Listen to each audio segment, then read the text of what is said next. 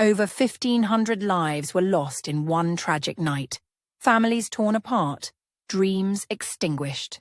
But the Titanic's story did not end there. Decades of relentless searching pushed explorers to their limits, and their failures laid the groundwork for one of history's greatest discoveries. Join us as we look at flights of fantasy, admirable if flawed innovative methods, and near brushes with triumph that you cannot miss.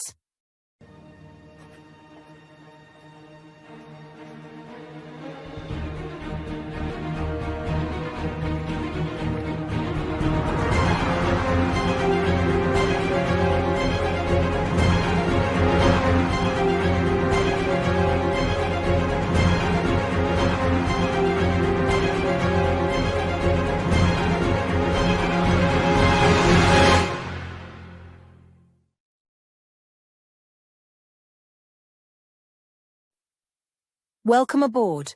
We would not be a shipwreck channel if we did not take a dive into the storied world of the RMS Titanic, a ship whose name echoes through history as much for its grandeur as for its tragedy. Its sinking in April 1912 remains one of human history's most haunting maritime tragedies. Over 1,500 souls were lost when the unsinkable ship met its icy fate in the North Atlantic. Yet, decades after its descent into the abyss, the Titanic's final resting place remained a mystery. With over 12,000 feet of crushing ocean above it, finding the wreck would require feats of determination, ingenuity, and technological innovation. Still, countless explorers dreamed of finding it, but the task seemed insurmountable. Indeed, before Dr. Robert Ballard famously discovered the Titanic in 1985, several attempts were made to locate it. Some came heartbreakingly close, while others were hindered by the limitations of their time. What drove these explorers? Why did they fail? And what lessons did they leave behind for future expeditions? Today, my fellow Sirens and I shall recount the stories of 4 key attempts to find the Titanic before its discovery. As we explore each mission, ask yourself, what would you have done differently? Would you have pushed forward or admitted defeat? In the immediate aftermath of the Titanic's sinking, the world was in shock.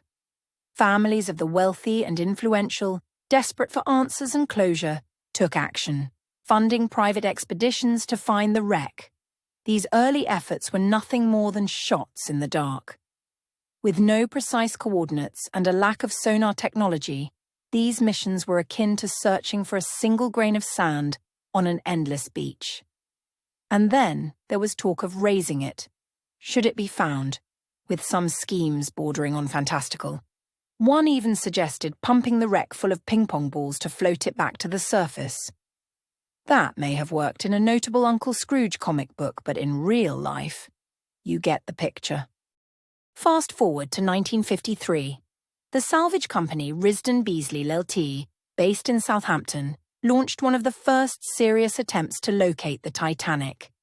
Their strategy? Underwater explosives. By detonating charges and analysing the echoes that bounced back from the seabed, they hoped to locate the vessel's hull. Although innovative, this method remains rudimentary by today's standards. It was essentially a gamble, hoping the Titanic's hull would reflect sound waves in a way that stood out. However, the North Atlantic, with its rugged underwater terrain and unpredictable currents, offered little cooperation. The team faced frigid waters, malfunctioning equipment, and endless false positives. Imagine being on board that ship, peering into the freezing black waters below, wondering if you were standing directly above history or hopelessly off the mark. What would have kept you motivated in such grueling conditions? For the Risdon Beasley expedition, their dream ended without success, yet their attempt marked a shift from speculative searches to scientific exploration. By the 1970s, technology had advanced dramatically enough to spark new hope, and so had the ambition to locate the Titanic. In 1977, Dr. Robert Ballard, then a relatively unknown oceanographer, led the Sea Probe expedition. This mission had something its predecessors lacked: cutting-edge tools. The sea probe vessel was equipped with sonar technology and cameras mounted on a drilling pipe, allowing the crew to scan and document the ocean floor in unprecedented detail. But deep-sea exploration is fraught with risks. The Titanic lay 2.5 miles beneath the surface in a world where immense water pressure could crush steel like paper. Still, the explorers believed they were close to uncovering history. The palpable tension on board grew as they scanned the underwater terrain, watching for any sign of the Titanic. But fate had other plans. Disaster struck when the drilling pipe broke, cutting their efforts short. Months of preparation were undone in an instant. Ballard would later reflect on the heartbreak of seeing such potential slip away. Yet this failure was not the end. The lessons learned during the sea probe expedition about equipment limitations, the deep ocean's resilience, and the unpredictable nature of such missions would become the foundation for future efforts. How would you handle such a setback? Would you have walked away or doubled down? Decades later, we arrive at a new era in the search. Few figures in the search for the Titanic are as colorful as Jack Grimm, a Texas oilman who brought something new to the search for the Titanic: media attention. Between 1980 and 1983, Grimm funded 3 ambitious expeditions, each equipped with advanced sonar systems and a team of scientists. His confidence was contagious, and his missions captivated the public imagination as his flair for drama kept the public invested in his quest. For many, it seemed like the Titanic's rediscovery was just a matter of time. Grimm's group came tantalizingly close to success. During one mission, they passed within 1.5 miles of the Titanic's actual location.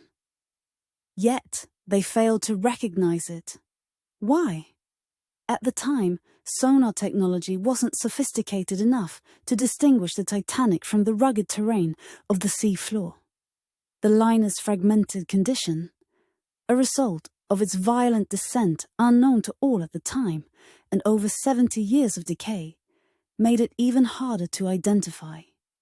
Imagine the frustration of being so close yet so far. How do you recover from a near miss like that? For Grimm, the answer was simple. You try again.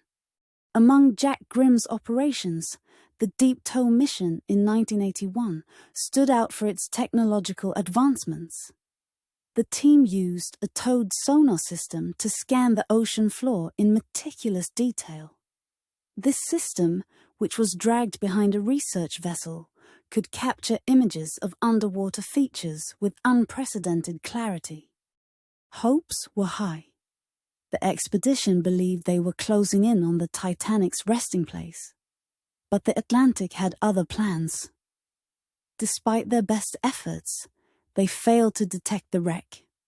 Like those before it, the Deep Tow expedition ended in disappointment, with the sea still refusing to yield the secret of the Titanic's location. His perseverance, while ultimately unsuccessful, kept the dream alive and inspired future explorers. In 1982, a new chapter in the search for the Titanic began. The Keldysh Pisces expedition brought together French and American researchers, combining their expertise and resources. This mission represented the height of international collaboration. Using Pisces-class submersibles capable of diving to extreme depths, the team scoured the ocean floor with unmatched precision. Though they did not find the Titanic, the mission was not in vain. It refined sonar technology, narrowed the search area, and paved the way for future expeditions. Perhaps most importantly, it demonstrated the value of global cooperation in tackling seemingly impossible challenges. What lessons can we learn from the persistence of these varied explorers? For these adventurers, failure was not the end. It was a stepping stone. These 4 attempts, though unsuccessful, were crucial in shaping the eventual discovery of the Titanic, so perhaps it would be unfair to regard them as failures. Each mission brought new insights, innovative technologies, and new hope. In September 1985, Dr. Robert Ballard and his team finally found the Titanic, standing on the shoulders of those who came before them, including himself. What drives us to seek the unknown? Is it curiosity, ambition, or something deeper? Please share your thoughts on those past discovery attempts in the comments below. And please do not forget to like, share, and subscribe for more stories of exploration and discovery, as well as our usual harrowing tales of the sea. As always, we invite you to enjoy more of our available content, and thank you for watching.